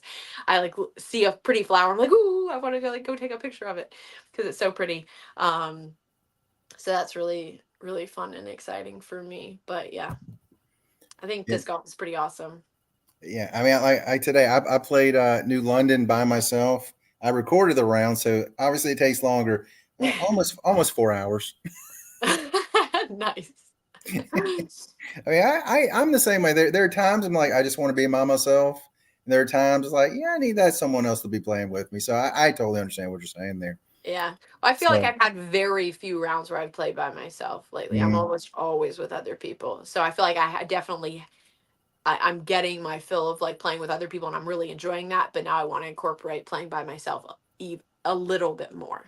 Totally Not all the understand time. that. Like I still want to play with other people a Mhm. lot, but it's all fun. Like I love all the different aspects of it and the variety that you can get with like playing disc golf. And we talked when you got back to Florida, your motivation level of trying to do things after being gone for what, 3 weeks? Yeah, it felt like much longer. It felt like I'd been gone for an extremely long time. But then when I got back, I had all of these things. It's like I needed to do some like apparel stuff and I like write some, just so many different things to do. And once I got back, it was even crazier. It was like so ridiculous. I had two disc golf lessons, both that lasted at least 2 hours, maybe longer. I like to give people as much attention as possible, but I also had two people in both of those rounds. One was like a mother and daughter duo, and then the other one was a father and his son. Um, Both really cool. Like honestly, I was like, they were like super proud moments for me in both of them with the daughter and son of each Mhm. pair, because like the daughter, I hadn't given them lessons. I think it had been like exactly a month, um and uh she got back and she was throwing probably like 50% farther than what she had been throwing. So she Oh, had been that's awesome. working on her stuff and it was just fluid and it looked really good. And I was like, oh my goodness, such a proud moment because that was my sixth lesson with her and her mom. And to be able to see that was real. I was extremely excited as a teacher to be able to see that. And then the son and the father and son duo, it was actually the son's first lesson. I'd had one lesson with the dad and he was really impressed with the lessons and was like, hey, can my son come along? And I was like, yeah, that's totally fine. um and his son came along and he's, I don't know exactly how old he is, like probably older, like teenager or something, but he's like really tall and lanky and skinny, kind of like the Gannon Burr type, except for maybe not quite that tall, but still pretty tall. And I mean, and all he's done is a standstill, which is perfect for me because when I'm teaching, in order to like work on things, it's much better to work on it from the standstill because the run up can really like get in the way and kind of mess up Mhm. things. But it was really cool to see his progress in just a short amount of time, and he was already throwing, like easily 330, 3 something, but then he was throwing these like dead straight lines, like 360, 3 Oh something. gosh. It was, and just the consistency in his throw, it was extremely exciting to be able to see how just helping him a little bit and tweaking a few things made such significant huge differences in his disc golf game. And so for me as a teacher, that's like, it's money. It's so exciting. Like, um I love being able to give lessons. Like it's very time consuming for me, and I'll like go. I take videos and I'll like go through videos, and a lot of times I'll give like notes afterwards and stuff. So it is a lot of work for me, but it's so much fun and so rewarding. And it's also another way that I'm helping like fund some of the tour season is like giving lessons. So that's another way. If you want disc golf lessons, then I also give lessons completely virtually, which in some ways is like in person is really nice, but virtually is better in certain aspects as well because I spend more time like looking at the videos specifically and analyzing them, writing everything down like, hey, this is what you need to work on, stuff like that. Um, I love hearing about how oh. great tall dudes are at disc golf. Yeah. Hey, I gave Five and a half right here. Luke a lesson at US Women's. I think it was maybe like the second day, and we saw some like really really cool improvements from that. I was trying to like create a video in which the slow mo video was like the top and the bottom was together, and I did get Luke's permission to like share the videos. He was like, yeah, totally fine. But it was really cool to see the progress we made just from one like in person lesson as well. So that was very exciting. So but yeah, I know, like Honestly, being a female, that's the same way it feels like being like at a disadvantage as a female. So I understand. Like I see these guys with all the power and everything, and where they can disc down and use a putter, and it's so easy. And you can ask Andy. I frequently get frustrated because I'm like, ugh, like I can't do that, and I'm never gonna be able to do that because I'm a female. It doesn't matter how hard I work, I'm not gonna be able Yep. to like do that. I can get better, but so it definitely is, it can be frustrating to not be 6 foot something and tall and lanky like the Anthony Barellas and the Gannon Burrs of the world. Yeah. I mean, for me, it's like going to the grocery store and be like, "Can somebody help me get off the top shelf?" I mean, come on. Now, one thing you was mentioning about teaching, it just took me back to when I taught mixed martial arts, and just remember seeing when a kid gets it, that it's like that light bulb moment. Oh, it's so great. It is so. It's like this is why this is awesome. I totally understand that feeling. It's the best. Yep, I had the same feeling. I also actually taught karate some, so I did like taekwondo and everything, and I would teach that. I also tutored math. It was the same thing. I've always loved being like a coach and being a teacher, and to be able to figure out different ways to help someone understand something or help someone get better at something, and then to see that moment in which they understand or they gain understanding or they get better at something, and just being able to share the excitement of that moment with another person Hmm. is extremely rewarding, I think. Todd, 6'4" wingspan. Oh gosh, Yeah, it's uh, ridiculous. gives me a headache thinking about how short I am. So I was just looking at, so my event average for Texas States, even though that last round was kind of a bummer, was still 14 points above my current rating. The average was 14 points above my current rating. So I'm Yep. currently rated 872. Hopefully that'll be going up some soon. And then my event average was 886. So still would love them to be, a lot higher than that, but also it's like you said, I'm not going to be too upset with things like that. I am still a little frustrated about that final round, and I would like some things to be done with that. I actually emailed the TD and have not gotten a response back yet, so hopefully they'll respond to me and I'll be able to you know at least talk through that. And I want to like send something to the PDGA, and hopefully like something like my situation won't happen again, because I don't think that was a fair situation. Again, I understand the rule and I think there are reasons for it, um but yeah, it's still really good to be shooting like above my rating, which I was really struggling with for a long time there. So I'm happy with that. And even if I don't have that where I'm shooting above my rating, I can see so many pieces of my game that are pieces that are coming together, parts that are getting just stronger and stronger and stronger. And I'm really excited for this season, and this year. I already feel like it's been like amazing so far. It's been so cool, and there's so much more left to go. Do you think as the tournament goes on, fatigue sets in?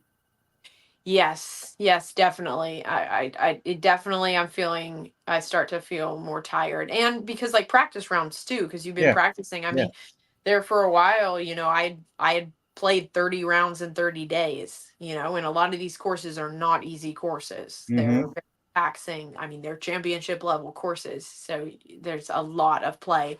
And I'm sometimes effectively, like in practice rounds, playing like 3 rounds worth of throws. So it definitely starts to wear on me. Um, but I'm trying to do whatever I can to set myself up for success in terms of my health. Hmm.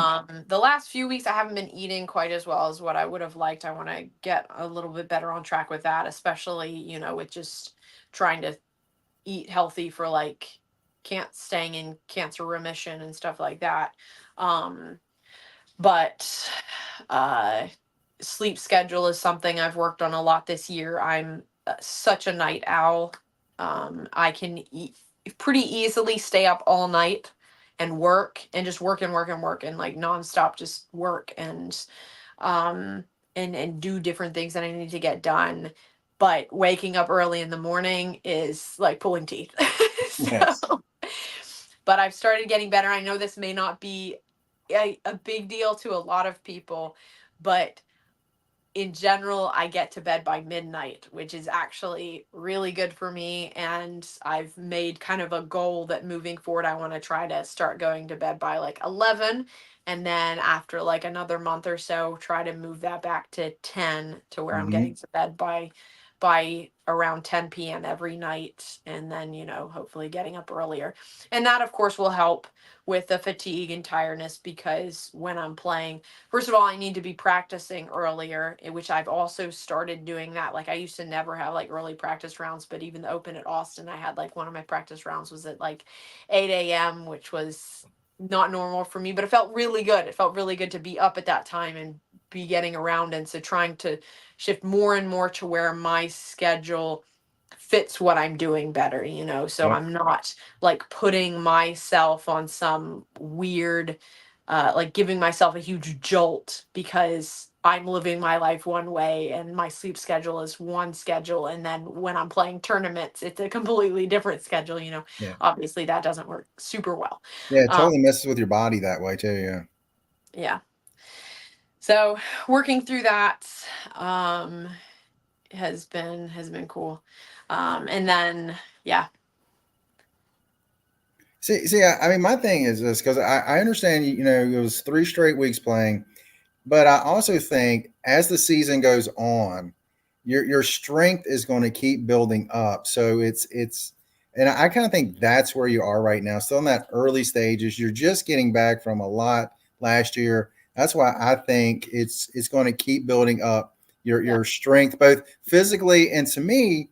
And for me, at the end of a round when I'm tired, I start losing it mentally too. So I think like fatigue and mental fatigue go hand in hand, physical yeah. and mental. I'm definitely feeling much stronger in general. I feel like I'm definitely well on my way to Mhm. being very in shape, especially for disc golf. I'm feeling much stronger, much healthier. So yeah, it's getting better and it's gonna continue to get better and go uphill. And I'm already very excited for 10:30. Nice. I'm glad you can have an earlier bedtime, Todd. Yeah. See, I can We're get working into bed that towards early. the I'm right not thing. going to sleep that early though. That's my thing. Yeah. Yeah, I it's try getting me to to. the point to where I can go to sleep quickly at that time. That's going to be a part of it. But part of Hmm. that is waking up earlier as well. So by the time it reaches 10:30, I'm tired enough. Hmm. Um, but anyway, yeah, very excited about the progress that I've already made physically, mentally, emotionally, in every area of my game. I feel like I have improved very significantly already, and I can see where I have a lot more improvement that is very gettable for me. Hmm. It's just exciting. I've known this for a long time since I started disc golf that I have a very high ceiling. I can see it. I see the aspects of my game where I have those abilities. It's just honing in on them and everything. And so getting back to a point to where I'm seeing some of those pieces come together more frequently and feeling more confident and then gaining the mental aspect of it back where I'm gaining my confidence level back and the knowledge that of like, okay, hey, you can do this, you can accomplish this is another huge aspect of it, because I think I mentioned this before, like my confidence was just at an all-time low. It was so low. It was like I had no belief in myself at all. I had no confidence and my confidence was wrecked. And now to be at a point to where I have so much confidence in myself, in my abilities, in what I'm able to do. Even if I'm not doing it at that moment, I still know, like, hey, you can do this, which is Hmm. exciting. And I want to say the same thing to you guys. Like, the way you talk to yourself, the way you believe, uh, what you believe about yourself and your game, becomes truth and reality, so be kind to yourself, believe good things about yourself, and that will help you to be able to accomplish and do those things, and I know that's easier said than done, but like, you've got it. Yeah, I had a friend. He used to say, "Fake it till you make it." Yeah, there's definitely truth to that, and Yep. that's literally what I even told Andy that at the beginning of this season. I said, I have no confidence, so I literally right now just have to like fake some confidence until Mhm. I can get it, because I know I don't have it, and I know it's a problem. Yeah, and I've often, like, if I throw a bad shot, hit a tree, I can I can get really negative, or I can just laugh and put a fake smile on my face, and a fake smile will actually end up being a real smile. I don't know why, but it does for me. Yeah, I've noticed that to be the case. I can't say all the time, but Yeah, yeah, when I really determine like, hey, this is gonna be okay, it's not gonna bother me. How often do you change out yeah. I your was going to ask this question this? right after we finish this little talk here. This is, I believe, this is the only question I got from today. My friend Chris, how often do you change out your bag discs? So And thank you for the question. pretty frequently, but especially now, just because I feel like where my game is changing a lot, and also I get some really awesome like new dye discs from my dye sponsor, so those change out, but they're still like the same. It's a Mamba, but honestly, depending on thanks, Luke. Depending on the type of Mamba you get, you can have very different stabilities. Because it's Innova. So, but um, but yeah, I've changed out my disc a good bit. But one of my goals for this year was to try to hone in on specific molds that I really wanted to use and stick with those. And I'm still kind of in the testing phase with that. So I every tournament, in fact, even different tournaments in different rounds in a specific tournament, I would say I have changed out this for my bag. Mm-hmm. So it's happened fairly frequently. There definitely are staples to my bag that just kind of stay there, and some that are more like utility discs. Like I used to putt with the Fierce putter, the Discraft Fierce putter, when I first started, and I don't use it very frequently, but lately I've been bagging that as kind of like a very flippy backhand turnover disc if I ever need it for like short distances. Again, I don't use it very frequently, but I have that one. The Berg is like a staple in my bag. Um, but yeah, the main drivers, I've been trying out a lot of different waves. So I currently really like the fission and the neutron wave, but I've also tried like the proton, and I really like that as well. I also have like a glow proton, maybe that's very beefy. It's like my most beefy wave. Um and I think the waves are honestly great to backhand, but I just pretty much always use them to flick. I have backhanded them a couple times, but I mostly use them as my forehand flick discs. Um but I've been Chris uses changed. the wave and the crave a lot. Oh, nice. Yeah, so I haven't really used the Crave much, but definitely the Wave a lot. And I just recently got two beautifully, beautifully dyed lightweight waves from Mooglee Dyes. He Nice. is amazing at dyeing discs, and my bag is like full of beautifully dyed discs from him. He is my dye sponsor. The And Mamba was phenomenal. That blue one, I was like, oh my gosh, that is gorgeous. yeah, so you got me a blue and a red one. I like both of them. Currently, the red one is in my bag. And then I have another Mamba that was dyed by someone that approached me at the Open at Austin. And that one I've used a lot, actually really like it. And then I have another one that is the most stable of the three. That's just like a bright yellow one that I bought somewhere because I had lost my favorite Mamba that was dyed by Mooglee Dyes. So Wave is my main flick disc. I'll also sometimes flick the Grace. That's more recent that I've started flicking the Grace some. I'll backhand the Grace. I recently added a D3 to try in my bag. I'm not sure if I'll stick with that. I added another Grace that's like kind of a flippy Grace to my bag that literally just happened within the last couple days. A flippy Grace.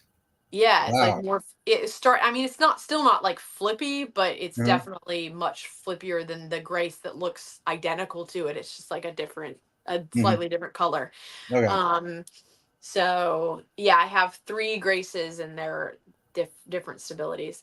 Um, and then the Turn has been a really cool disc in my bag. So that one's more for the backhand. I like that disc a lot. Actually, that was my green Turn is one of the discs that I used for my birdie, my last birdie on my turkey for day one, round one. Um, and then yeah, I'm trying to think what other main leg those are my main leg driver discs that I use. I throw the Mamba a lot for backhand and then the Wave for my flick. I would say those are my main driving disc is the Mamba, and then my main flip disc is the Wave, which I think that the Wave will stay the same, but I think as I gain more power in my backhand, the Mamba will slowly start to kind of fade out a little bit more, and Hmm. it will be replaced by slightly more stable disc. So maybe that'll be more of the Turn, more of the Grace, or something like that. But yeah, I'm always like kind of tweaking that, and part of it is just like you put a disc in your bag and you put it in your hand and you throw it and it just clicks and it just really works out, and you feel good about that disc, and so it goes in the bag, and then you throw another one that's maybe almost exactly the same, and then it just for whatever reason it doesn't feel right, it doesn't feel good, and so it gets put in the box or whatever, and it just doesn't go back in the bag. So that happens to me a lot, and especially since I have so many different discs, and I get a lot of like new discs from people, so it's hard to pick which ones, but I am constantly like moving things around, but I'm trying to stay to where my core discs and molds are pretty similar. Also recently tried the TD, which I really like, I and so I really like the haven't used it. TD. Yeah, that's a fun one, and so I'm not sure I'll be using it a lot. I did use it, I think some at Texas States. Definitely did something like the practice rounds, but I'm trying to think if I actually used it during the actual rounds or not. But I think that's definitely a disc that I may start using more in the future, but I'm still not sure. I don't know where its place is yet. Okay. This one is kind of interesting here because I have a story about this. This week, well, over the last 2 weeks, we've been kind of promoting this podcast, but it's kind of been separated. You sent me two pictures. One of them was the determined face, and the other one, what do we call the other one? Something about my muscles. The muscle one. And look at this comment. Rebecca is looking swole in recent USW DGC pictures. Thank you. I'm pretty strong. Like I got some decent muscles. So I if don't you, look it because I'm like so tiny, but like I got some she got the gun guns. show Got going. some guns. Don't let her trick you. But it was just funny when I saw that comment. I started giggling because I was like, we were calling it the determined face picture and the muscle picture. Yeah. Yes, That's so funny. yes. James says boulder shoulders. So I like this it. That's shirt good. may not fit now. I know, maybe not, you know? Hey, like I've gotta keep up with these kids somehow. These Yeah, people, these young whippersnappers. I know, You, I gotta you I probably gotta don't know have that like one either. the muscles. So now I just gotta get everything working for me. And then they'll actually be useful. Because it There doesn't you matter go. how strong you are, if you don't have good form, then it's not gonna make as much of a difference. But it can definitely help me some if I, incorporate it correctly. So that's the goal. But Sun's yeah, out, guns out, unless it's an eclipse.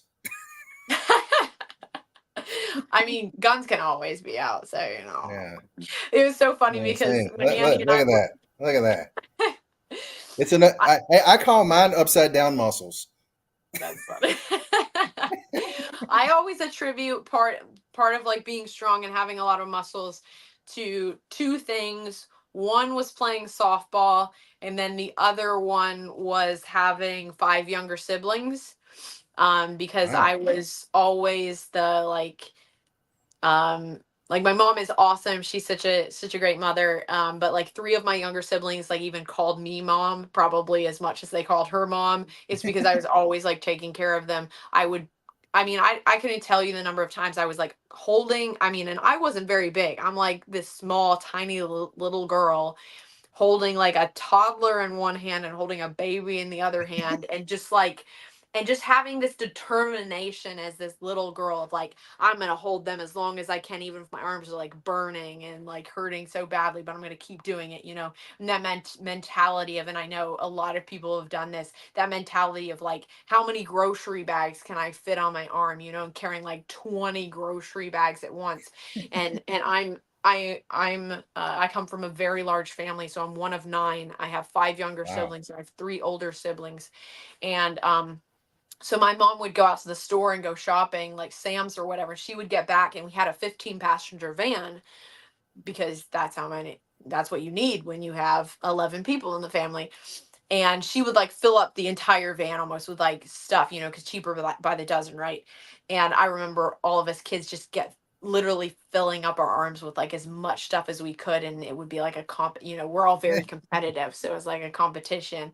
And I would be that way in everything. Like when I was cleaning, it was like, I would do my best to clean. Like I would wring that towel out as hard as possible, like get all the water out of it. I would like scrape the edge of the floor to like get that clean, so it was just, I was a very like very competitive, but in the sense of like I wanted to be stronger. Like I always wanted to be stronger, so I would do things like me and my siblings did P90X, and we did like Insanity, their workout programs, multiple times, like not in my like later teen years and then going into college and everything. So I was all about like, staying strong and things. So I think that helped me. And now kind of what you do around that time in your life is sort of what you stay at. So I think Yep. I set myself up for success in terms of being in more athletic shape, I guess, in my now early 30s.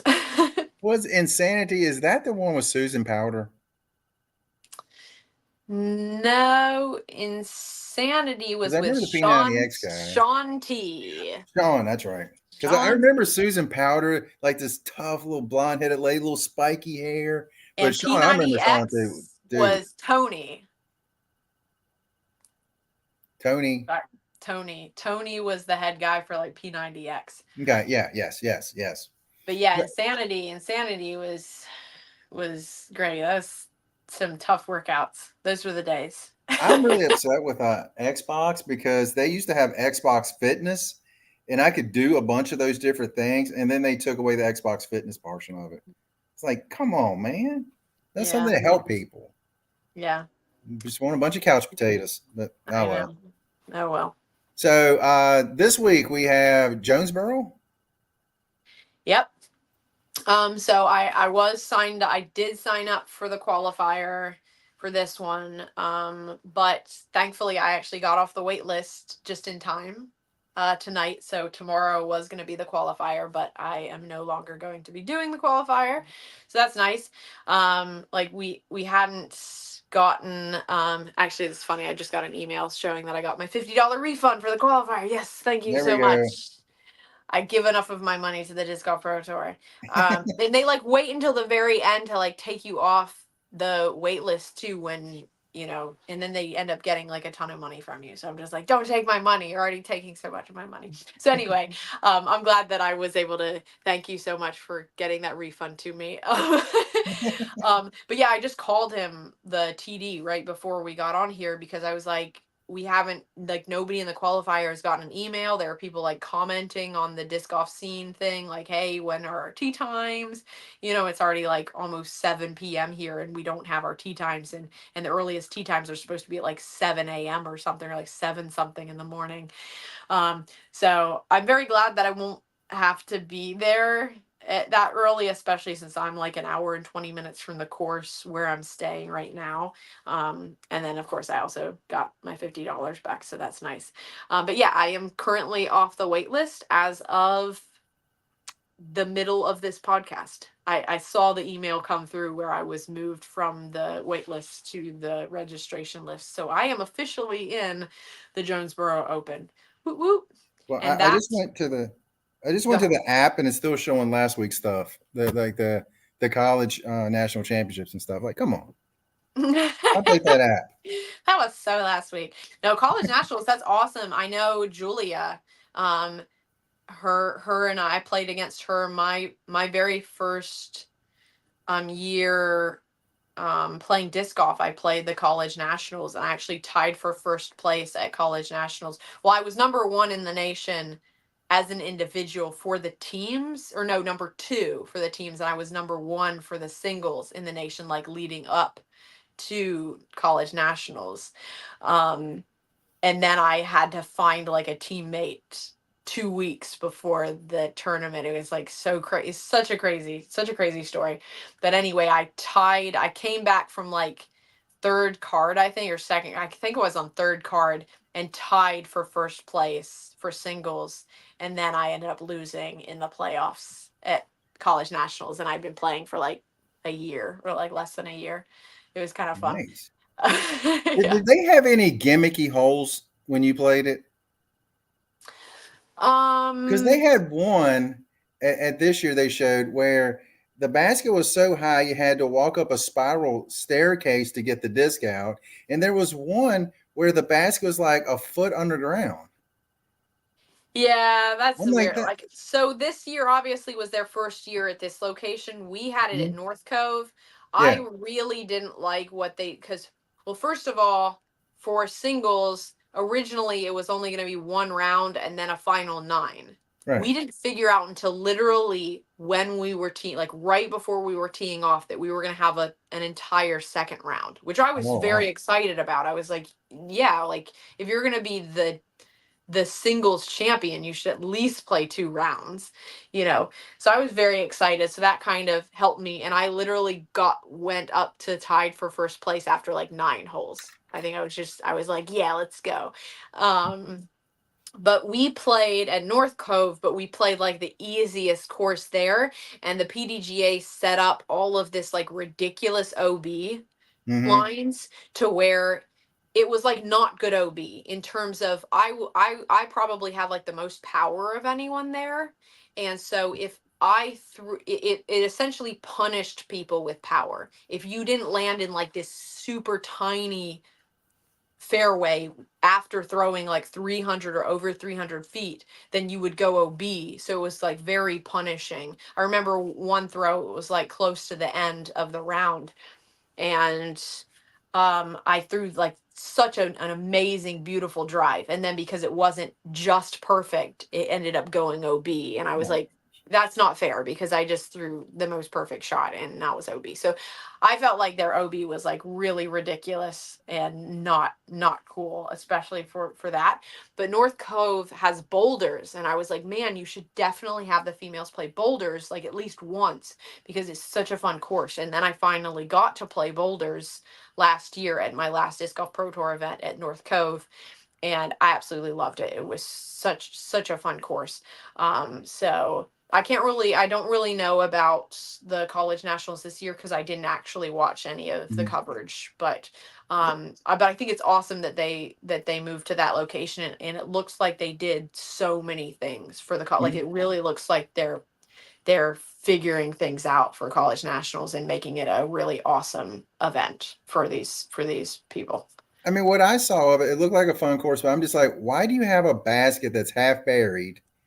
And why do you have a basket where Yeah, they have a I don't. literal spiral staircase going up to the pin? I mean, it was like 12 feet off the ground. I would say that's too gimmicky. Like you shouldn't have that for a Yeah, major. I mean, I'm just like, would you do that for Worlds? No, you wouldn't. I mean, this is, in my opinion, which is never very good, but it's like this is like Worlds for college kids. There Yeah, were actual it's huge. college kids coming from foreign countries to play in this. Yeah. So literally worlds for college kids. Yeah, I don't understand. Like the same thing happened when I played like Ledgestone, I think it was a couple years ago. There was Mhm. like a basket inside a gazebo, and this is at like a huge A tier. I'm like, why in the world are we like this is super gimmicky, and it wasn't the Yeah. only one. So to me, it's like, okay, if you have a course like that, maybe like it's a fun course to just play for like playing, but maybe not for an A tier or a major or something like that. Okay. Almost 2 hours in. Couple more questions. How do you enjoy the Jonesboro course? I will let you know. That will be my 180th course. Yay, today Stay was tuned next week for the 179. answers to this. Yes, yes. So And Chris says the tempo is quickly becoming one of his go-to discs.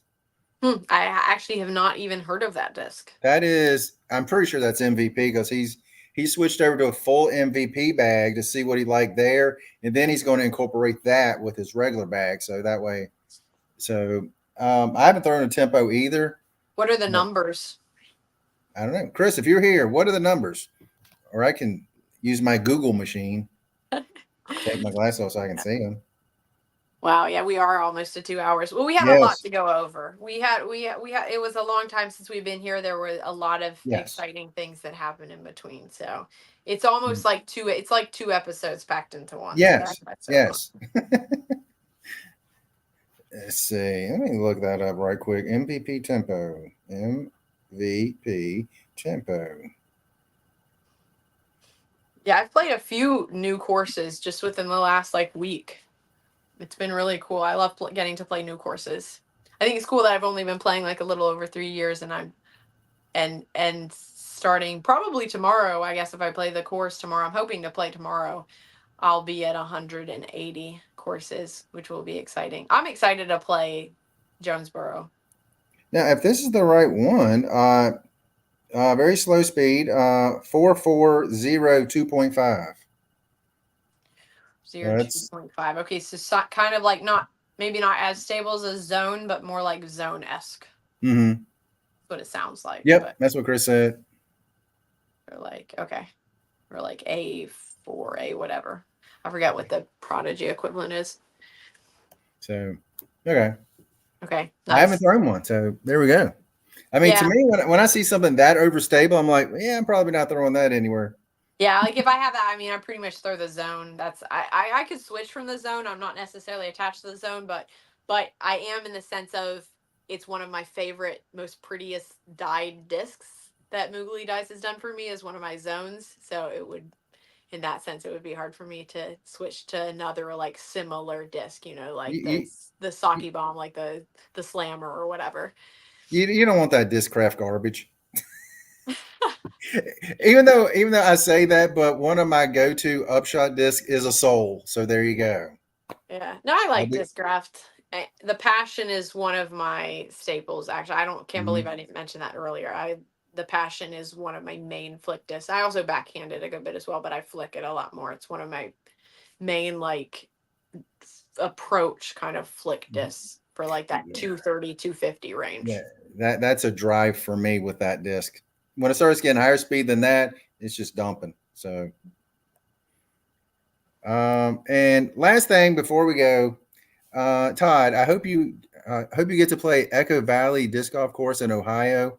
Lots of par fours.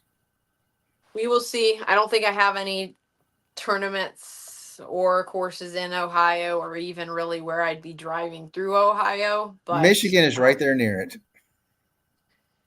yeah, we'll see. I mean, I still don't know that I think that would be going like east and then down, so I don't know if I would be going near it, but hopefully I will get to that eventually for sure. I think he's mentioned that course before Mhm. probably.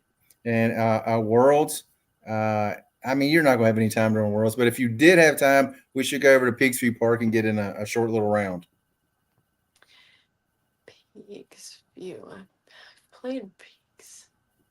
I think I've played Peaks In View. Lynchburg, it's a real short course. Yeah, I'm trying to. No, I'm thinking of Falling Creek, Peaks View. I don't know if I've Mhm. ever actually played Peaks View. It's the course that back when Paul was with Foundation, they played there all the time. And that's been the course I've played over 200 rounds there, Oh and wow. I still suck at it, but that's okay. I have fun, and that's what counts. That's what counts. That's what counts. There we go. You got anything else? I don't think so. I'm sure everyone here, if they're still hanging on, are like, wow, when this podcast really long. But hopefully it's been fun. Yes. It's been fun Yes. for me. I mean, in reality, it's been 2 weeks, and we only added a half an hour. That's So true. there you go. There, bonus content. Hey, Yes. everyone in the comment, thank you guys so much. We had an Guys so much. absolute blast. Thank every single body. And Chris says if you're at Worlds, he's planning on having a bonfire at his house. So there you go. Perfect. We will see how tournaments like that are always crazy, but I would love to join if I'm able. So There you go. But oh, and one last time, our newest member of Team Simply Incredible, right over here. There you go. The jersey will be coming soon. I'm trying to get some bag tags, and for some reason they have not got back to me on those. That's okay. It's going to happen eventually. So perfect.